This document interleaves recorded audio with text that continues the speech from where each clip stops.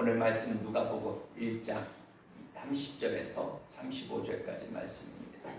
우리 예수님과 임마누엘이라는 말씀으로 잠시 말씀을 나누려고 합니다. 우리 말씀 듣기 전에 우리 옆에 사람 보면서 한번 인사합니다. 오늘 오랜만에 우리 안재형, 뒤에는 안재현이, 재현인데 안재형 이름이 비슷합니다. 누구 부를지 몰라. 오랜만에 저기 공부하다가 방학이라서 이렇게 또 오는 우리 청년도 있습니다. 여러분 좌우 앞뒤 보면서 그리고 여러분이 인사 한번 합니다. 메리 크리스마스, 즐거운 성탄입니다 라고 옆에 사람에게 한번 가르쳐주세요. 설마 성탄이 모르고 성탄절인지 모르고 오신 분은 없겠죠? 오늘 성탄입니다. 즐거운 성탄입니다. 성탄에 얽힌 이야기죠. 제가 금요일날 잠시 말씀을 드렸는데 여러분들 구봉서 장로님, 옛날 코미디언이죠. 그 장로님이 연예인교회 다닐 때 그 당시 연예인교회 하영주 목사님이잖아요. 하영주 목사님들과 연예인들을 가는 사람들이 성경 공부를 나누겠는데 바로 오늘 이 동정녀 탄생입니다. 신약의 이 동정녀 탄생에 대해서 성경 공부를 하고 있는데 교회 나온 지 얼마 안 되는 젊은 청년이 자꾸 목사님 설교에 딴지를 걷는 겁니다. 어떻게 처녀가 아들을 낳을 수 있느냐? 이해가 안 되잖아요. 이거 믿어진다는 거 상당한 여러분들 은혜입니다. 논리적으로 이게 맞지 않다고 이 청년이 자꾸 딴지를 겁니다. 어떻게 이건 상식이 아니다. 계속되는 이 청년의 그 딴지에 설교를 못하자 이것을 가만히 듣던 이 구봉서 이 장로님이 한마디 했대요. 임마, 남편인 요셉도 믿는데 네가 왜 안 믿어? 여러분 정말로 이 말씀이, 이 동정녀 탄생이 여러분에게는 믿어지시는지요? 우리가 사도신경을 하면서 늘 외치죠. 성령으로 잉태되어 동정녀 마리아에게 낳으시고, 매 우리가 예배할 때마다 이렇게 외치는데 과연 여러분들은 이 말씀이, 이 동정녀 탄생이 진정으로 여러분들은 믿어지시는지요? 어느 추운 겨울날 한방울이 몹시 내리는 그런 성탄이었습니다. 신앙심이 깊은 남편을 따라서 예배를 드리고 집으로 돌아가는 중에 이 아내는 계속해서 의심을 자꾸 표현하는 겁니다. 어떻게 하나님이 인간으로 오실 수 있냐고. 난 아무리 나는 해도 믿을 수가 없다고. 남편은 의심하는 그 아내에게 계속 돌아오면서 설명을 합니다. 그렇게 설명을 해도 소용이 없었습니다. 그러자 집에 다 와서 집 앞에 부르자, 문 앞에 이르자 이상한 감격을 목격하죠. 눈이 많이 쌓여 있었는데 그 쌓여있는 그 사이에 문 앞에 이 참새들이 먹을 것이 없지를 못해서 문 앞에서 비실비실 거리는 것을 보았습니다. 이 남편은 얼른 광으로 가서 그들에게 곡식을 뿌려주려고 새에게 던져주었습니다. 그러나 이 놀란 새들은 끄덕하고 날아가 버렸습니다. 그 날아가는 새들을 보면서 이 남편은 실망한 투로 이렇게 이야기합니다. 새들아, 난 너희를 해하고자 한 것이 아니야. 이것을 너희들이 먹지 않으면 너희들은 굶어서 죽을 수 있어. 새들이 이 사람의 말을 알아들을 수가 없잖아요. 남편은 날아가는 그 새들의 뒷모습을 보면서 막 외칩니다. 내 뜻을 어떻게 너희에게 전할 수 있겠니? 내가 새가 되지 않고서는. 이 말을 듣던 이 아내가 뇌리에 번쩍 무엇인가 스쳐 지나갑니다. 그래. 하나님이 인간에게 계속 사랑을 베푸셨지만 인간들은 하나님의 품을 떠난 거야. 인간이 하나님의 사랑을 깨달을 수 없기 때문에 그래서 어쩔 수 없이 하나님이 인간으로 오신 거야. 그리고 그 사랑을 십자가로 표현한 거야. 이 아내는 그제서야 하나님의 은혜를, 그 은혜에 감격하면서 그 마음을 가지고 방에서 무릎 꿇고 기도했다라는 이야기입니다. 오늘 성탄입니다. 성탄은 하나님이 사람이 되어서 예수로 오신 날입니다. 바로 이 성탄은 하나님이 우리와 함께 하시기 위해서 임마누엘로 오신 날입니다. 바로 이 성탄은 길이요 진리요 생명이신 그 예수님이 오신 날입니다. 이 성탄은 최고의 어떤 용서와 사랑이 무엇인지 몸으로 보여주신 그분이 오신 날입니다. 바로 이 성탄은 하나님께서 사람들에게 무엇을 요구하고자 함이 아닙니다. 성탄은 하나님의 아들 예수라는 이름으로 마리아의 몸에 잉태되면서 시작이 되니 그 메시아의 오심에 대해서 마태복음 1장 18절은 이렇게 이야기합니다. 예수 그리스도의 나심은 이러하니라. 그의 어머니 마리아가 요셉과 약혼하고 동거하기 전에 성령으로 잉태된 것이 나타났더니 이렇게 말합니다. 예수 그리스도의 잉태의 그 신비를 여러분들 이해하실 수 있겠습니까? 그리스도인으로서 이 예수 그리스도의 어떤 잉태의 신비가 우리가 거부감 없이 우리가 받아들이고 우리가 믿어진다면 이미 그는 구원의 은혜를 입은 사람입니다.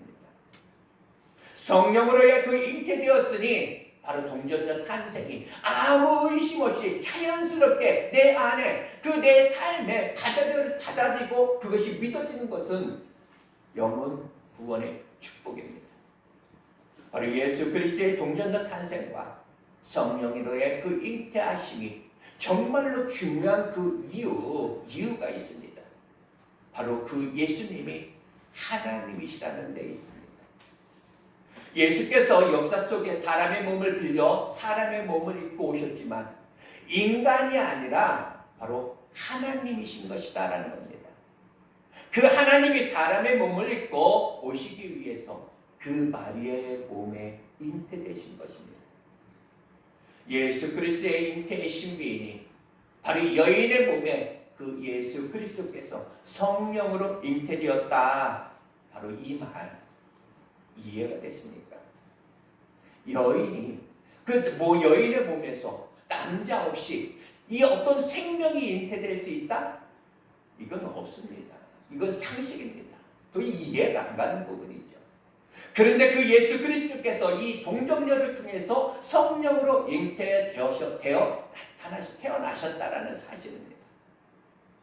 예수님께서 성령으로 잉태되셔야지만 했던 그런 이유, 굳이 왜 어떤 신비를 주장하기 위해서냐, 왜 굳이 왜 성령으로 잉태되어야 했느냐 라는 이야기입니다. 이것은 신비가 아닙니다. 죄 없이 잉태되셔야 했기 때문에 그렇습니다. 죄와 사망 가운데 인생들을 구원하고자 함입니다. 고난받으시고 죽으시사 이 죄와 사명에 매여있는 인간들에게 다시 한번 자유케 할 그 목적으로 죄 없이 성령으로 잉태되신 것입니다. 성령으로 잉태되어질 때 그 이름을 가지고 영접이 되었습니다. 두 이름입니다. 하나는 예수, 그리고 임마누엘입니다. 두 이름을 가지고 잉태되셔야 했던 분명한 이유가 있다라는 겁니다. 마태복음 1장 21절은 아들을 낳으리니 이름을 예수라. 이는 그가 자기 백성을 그들의 죄에서 구원할 자이십니다. 이렇게 말합니다. 마리아의 몸에 잉태되어진 그 메시아는 구원자로 잉태되어졌다라는 사실입니다. 그래서 그 예수를 영접한 자는 누구든지 구원받는 자가 된다는 것입니다. 그 예수가 자기 백성들을 저들의 죄에서 구원할 자, 바로 그 이름 예수로 오셔야 했던 그런 분명한 그런 이유가 있다는 것이었습니다. 이 땅에 살아가는 모든 사람들은 다 죄인입니다. 자신이 인정하든지 자신이 인정하지 않든지 이 땅에 살아가는 모든 사람들은 이 죄인으로 태어나서 죄인으로 살아가는 겁니다. 그래서 사람은 죄를 지어서 죄인이 되는 것이 아니라 죄인이기 때문에 죄를 짓는 겁니다. 죄에서 자유할 수 있는 사람 그 누구 아무도 없습니다. 그래서 로마서 3장 23절은 이렇게 말합니다. 모든 사람이 죄를 범하였음에 하나님의 영광에 이르지 못하더니 다 죄인입니다. 또 하나 사망적 존재입니다. 사람이 태어나면서 그 인생 열차를 타고 가는데 그 종점은 어디냐? 다 사망역이라는 이야기입니다. 살아가는 그 날들이 사망역을 중심으로 해서 종점으로 해서 다 살아가고 있습니다. 각자의 어떤 종착역은 다 다를 수가 있죠. 안타깝게도 태어나서 얼마 되지 않은 아이가 가는 때도 있고, 어떤 사람은 젊어서 가는 사람도 있고, 어떤 사람은 나이마다 늙어서 90에 100세, 쟤는 며칠 전에 104세에 돌아가신 분도 전 갔다 왔습니다. 다 다릅니다. 삶과 죽음은 이 멀리 있는 것이 아니라는 이야기입니다. 내가 지금 50이니까 나는 100세 시대라고 하는데 나는 100세까지나 살 거야. 앞으로 나 50년 더 살 거야. 이것이 아니더라는 이야기입니다. 바로 이 책장 한 장을 넘기듯이 어느 순간 내 마음대로 할 수 없는 내 인생의 마지막 장이 다시 한번 그것을 거두게 될 때가 있더라라는 이야기입니다. 여러분의 종착역은 어디입니까? 모두가 다 죄인입니다. 인생의 사망의 열차를 타고 가고 있습니다. 그 사망의 열차를 타고 가느라면 그 열차를 타고 가는 동에 우리가 이 땅에서 큰 집을 짓기도 하고 작은 집을 짓기도 하고 다양하게 이 땅에서 무엇인가를 이루면서 이렇게 살아가지만, 그러나 가장 큰 축복은 뭐냐? 바로 이 종착역에 도달했을 때 큰 집을 짓고 내가 무엇인가 내가 이뤘다? 이것이 아니라 예수를 영접하고 그 다음을 준비했는가입니다. 구원의 은혜를 입었는가? 왜? 우리는 모두 다 우리는 구원을 받아야 됩니다. 그래서 예수님이 사람의 몸을 입고 그 이름 예수로 이 땅에 오셨습니다. 또 하나, 메시아는 오심의 그 목적, 그 이름 안에서 찾을 수 있으니 또 하나의 이름 임마누엘입니다. 마태복음 1장 23절은 이렇게 말합니다. 보라, 처녀가 잉태하여 아들을 낳을 것이요 그 이름은 임마누엘이라 하라 하셨으니 이를 번역한즉 하나님이 우리와 함께 계시다 함이라. 하나님이 사람의 몸을 입고 오실 때 어떤 목적으로 오셨는가? 바로 임마누엘 하기 위해서, 즉 함께 하시기 위해서 오셨다라는 겁니다. 왜 이렇게 오셔야 했는가? 이것은 우리 총창조의 그 원리를 이해하셔야 됩니다. 천지를 창조하신 하나님이 사람 창조를 계획하셨습니다. 그 계획을 창세기 1장 26절은 이렇게 말합니다. 하나님이 이르시되 우리의 형상을 따라 우리의 모양대로 우리가 사람을 만들고. 첫 번째 뭡니까? 사람을 하나님의 형상대로 창조하심. 그 창조하심이 무엇이냐? 영이신 하나님이 영적 존재로 사람을 지으셨다는 겁니다. 바로 우리를 성전 삼으시려고, 우리 안에 예수 그리스도가 거하시기 위해서 우리를 하나님의 모양대로 우리를 창조하셨다는 겁니다. 이것이 사람을 지으신 이유입니다. 하나님은 사람 안에 담겨지기를 원해요. 그래서 영이신 하나님이 영적 존재로 우리 사람을 창조하신 겁니다. 이는 영이신 하나님이 자기 어떤 백성들과 더불어 교제를 원하시고 함께 하시길 원하시기 때문에 사랑을 나누며 예배를 받으시기를 원하시는 겁니다. 그러므로 창조의 원형으로서의 최고의 가치는 하나님의 성전된 그런 삶을 사는 것이 최고의 가치입니다.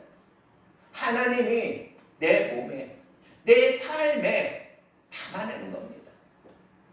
여러분의 마음과 삶에 그 더 큰 하나님은, 더 큰 그 하나님의 성품을 담아내시기를 다시 한번 축복합니다. 내 삶을 통하여 하나님이 보여지고 내 삶을 통하여 하나님이 나타나는 겁니다.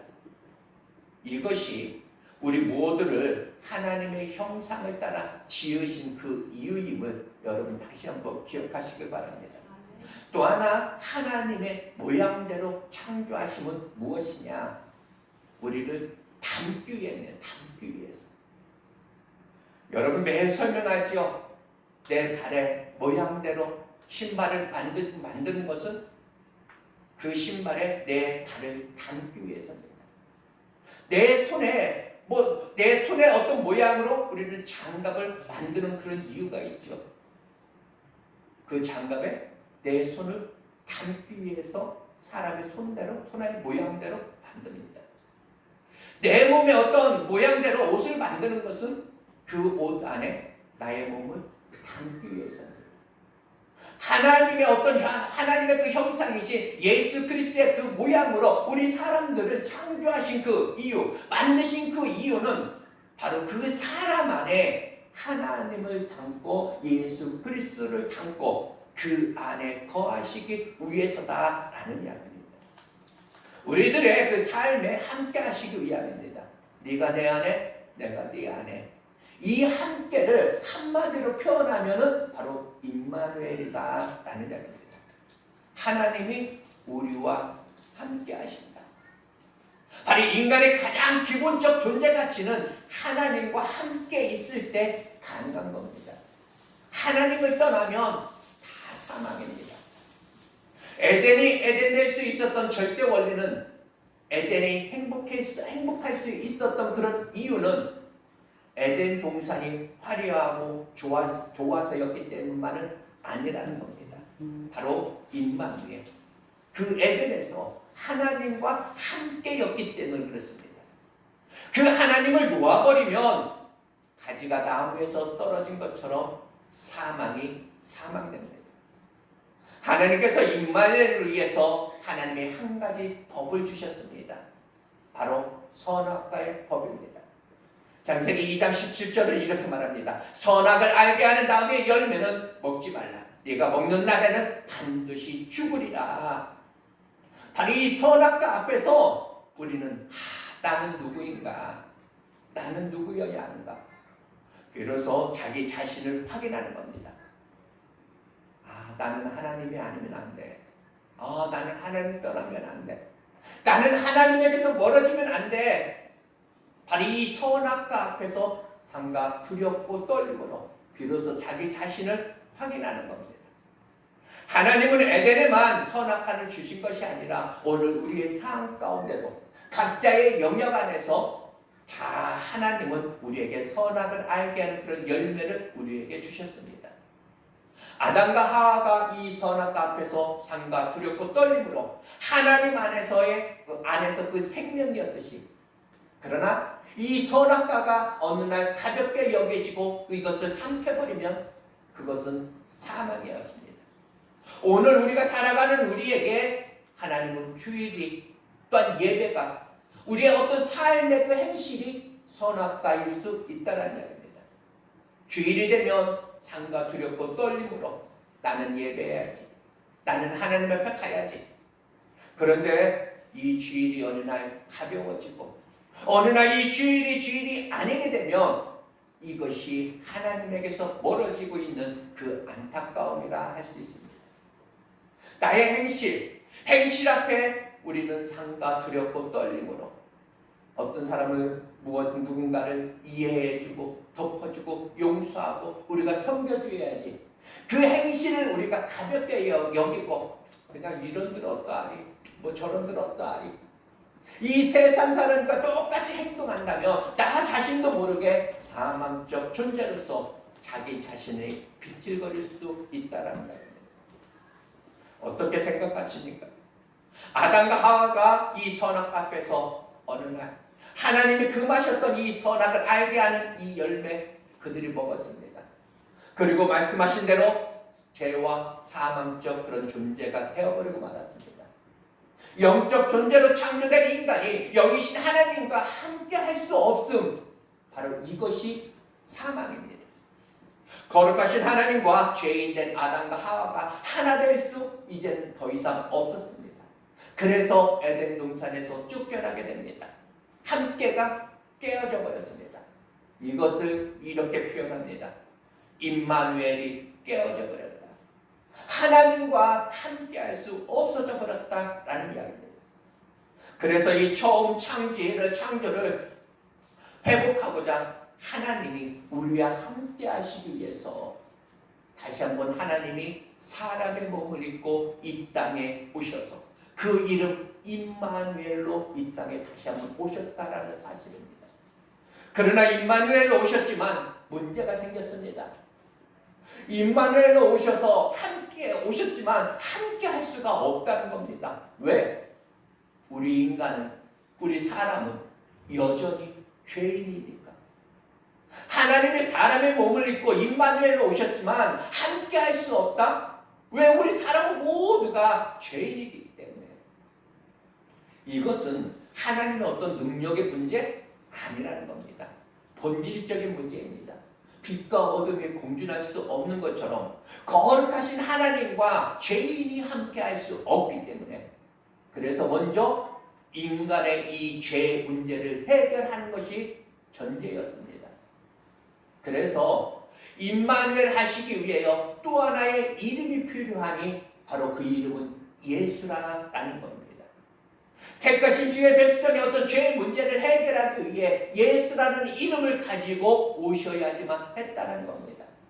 함께 하시기 위해서 먼저 죄의 문제를 해결해 주시는 겁니다. 그래서 조금 더 논리적으로 설명하면 하나님은 임마누엘을 하시기 위하여 그 이름 예수로 오셨다. 즉 임마누엘은 목적이고 바로 그 이름 예수는 방법이라 말씀을 드릴 수가 있습니다. 영원히 임마누엘 하기 위해 그 이름 예수로 오신 것입니다. 자기 백성과 함께 하시기 위해서, 자기 백성의 어떤 죄에서 그 구원하시기 위해서 그 이름 예수로 오신 것입니다. 임마누엘은 일시적 함께나 조건적 함께가 아니라 영원한 함께이니 바로 임마누엘은 이 창조의 원형으로서의 회복을 말합니다. 창조의 원형으로서의 완전한 그 회복을 위하여 그 이름 임마누엘로, 그 이름 예수로 이 땅에 오셨다라는 사실입니다. 또 하나 예수의 잉태되심에서 우리가 유념해야 될 점이 있습니다. 예수께서 우리 안에 잉태되실 때 구원의 어떤 예수로만이 아니라 자기 백성을 죄에서 구원할 자라고 하는 그 사명의 예수, 바로 사명자로서의 잉태되셨다라는 것입니다. 그 예수 안에 구원과 더불어 그 예수는 사명의 예수이기도 하다라는 이야기입니다.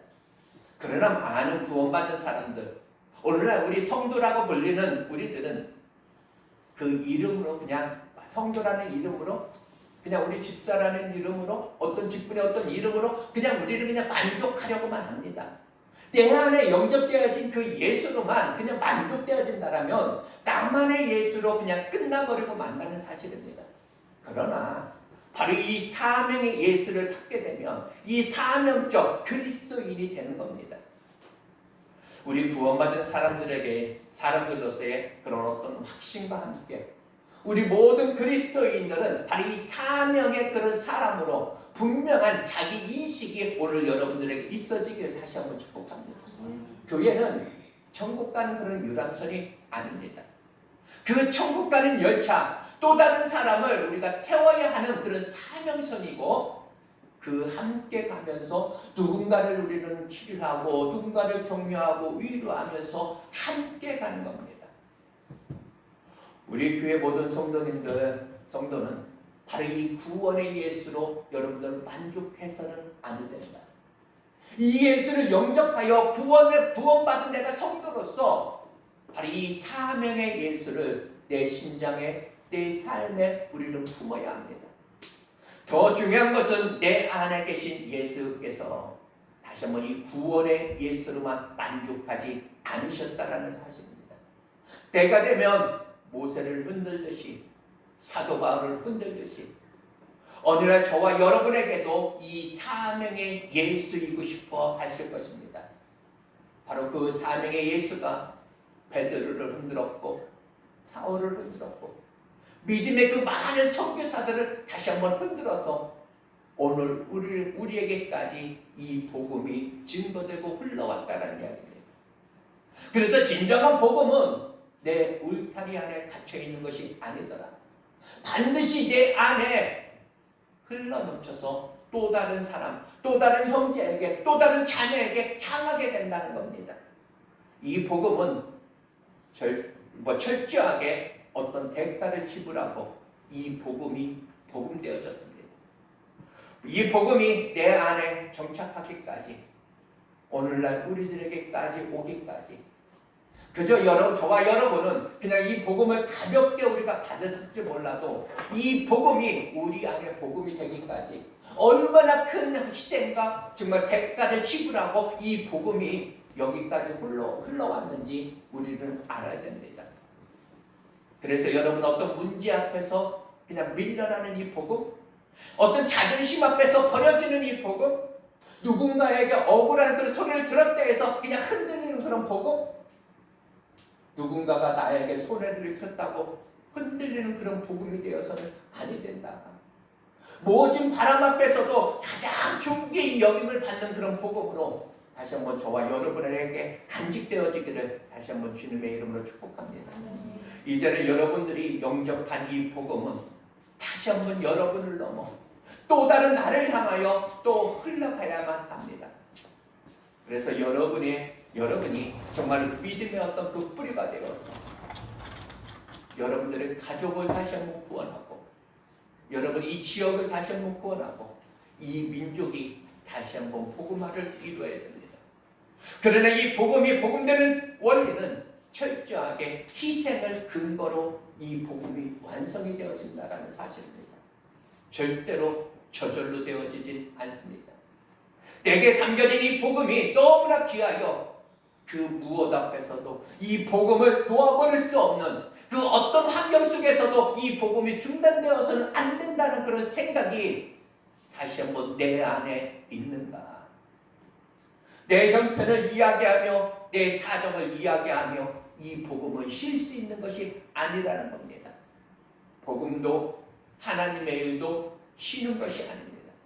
복음은 또 일어나고 또 일어나 끝까지 달려가야만 하는 이 복음입니다. 이 복음은 그 어떤 경우라도 중단되어서는 아니 된다. 다시 한번 여러분의 가슴 속에 있는 이 복음은 그 어떤 곳이라도 매임받지 않고 중단되지 않고 끊임없이 이 복음이 흘러 넘치기를 다시 한번 축복합니다. 우리는 세상에서 가장 귀한 이 성탄을 가슴에 품은 사람들입니다. 이제 여러분 때문에 이 땅에 다시 한번 성탄의 이 복음이 다시 한번 불타오르기를 다시 한번 바랍니다. 이제 여러분은, 우리 모두는 다시 한번 이 성탄 오늘 맞이했습니다. 여러분에게 어떤 성탄이었으면 여러분들 좋으시겠습니까? 다시 한번 거룩한 성탄을 가슴에 안고 의롭고 경건한 그런 마음으로 우리가 한 해를 마무리하고 또 한 해를 맞이할 수 있는 그런 복된 성탄이 되시기를 다시 한번 축복합니다. 잠시 기도하겠습니다.